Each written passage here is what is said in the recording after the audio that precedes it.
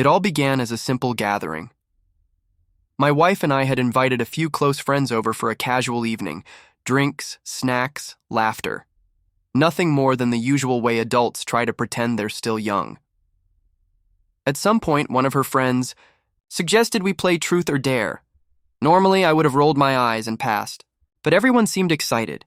The alcohol was flowing, and I didn't want to be the one to kill the mood. The game started harmless. Silly dares, embarrassing truths. People revealed old crushes, awkward teenage stories, and did ridiculous things, like running outside barefoot to shout nonsense at the neighbors.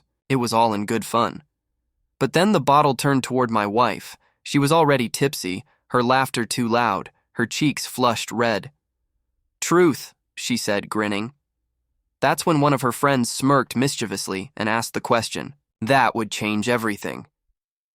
"What's the biggest secret you've kept from your husband?" The room went silent.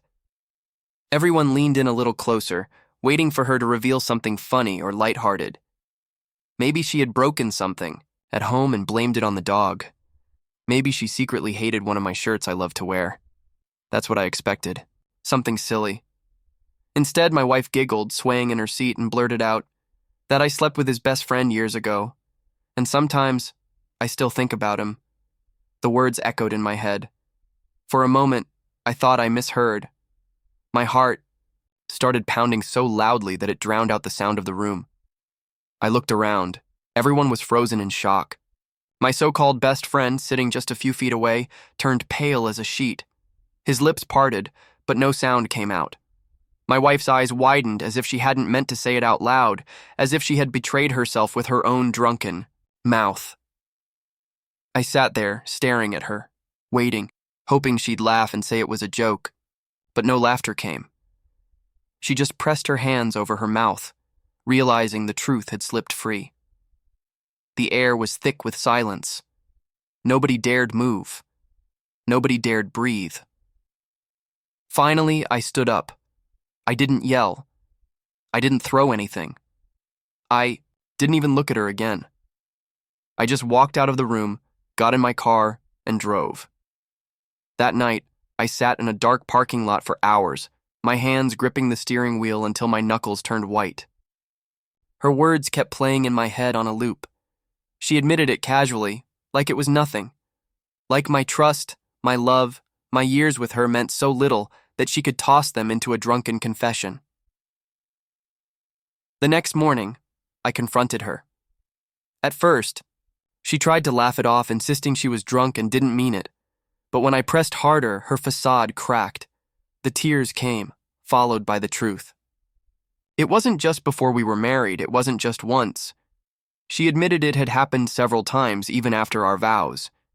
She begged me to understand, said it was a mistake, that it meant nothing.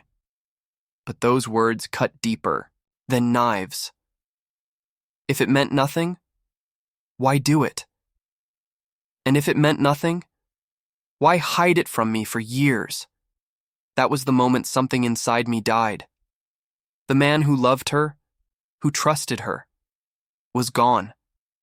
In his place was someone who saw her for what she really was, a liar who had stolen years of my life. What she didn't know was that I had already been preparing for the possibility of betrayal. Maybe some part of me sensed it all along.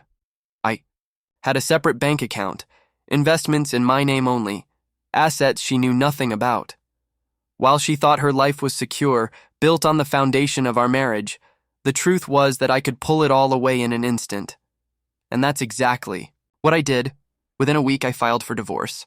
The evidence was undeniable. Her drunken confession, the text messages I pulled from her phone records, even my best friend's reluctant admission once his wife found out. In court, it was a massacre. I got the house, custody of our son, and nearly all of our savings. She walked away with almost nothing. Her family was disgusted. Our friends cut ties with her. Even her best friend, the one who asked the question, admitted later she had no idea the secret would be something so destructive. My ex-best friend lost his wife too. She divorced him the moment she saw the truth for herself. He ended up moving out of state, jobless, friendless, and completely alone. As for my ex-wife, she lives in a small rented apartment now, juggling 2 jobs just to stay afloat. Whenever I drop off our son for visitation, she looks at me with hollow eyes, filled with regret. She tries to smile, tries to act like things are normal, but we both know the truth. She destroyed everything herself, and every time I think about it, I remember that one silly game of truth or dare. She thought it was harmless fun. She thought being drunk would excuse her words. But instead, her own mouth exposed her darkest secret. That night changed everything. And in a twisted way, I'm grateful. It freed me from living a lie. It showed me who she truly was, and it gave me the chance to build a new life, one not poisoned by betrayal. Sometimes the truth really does set you free.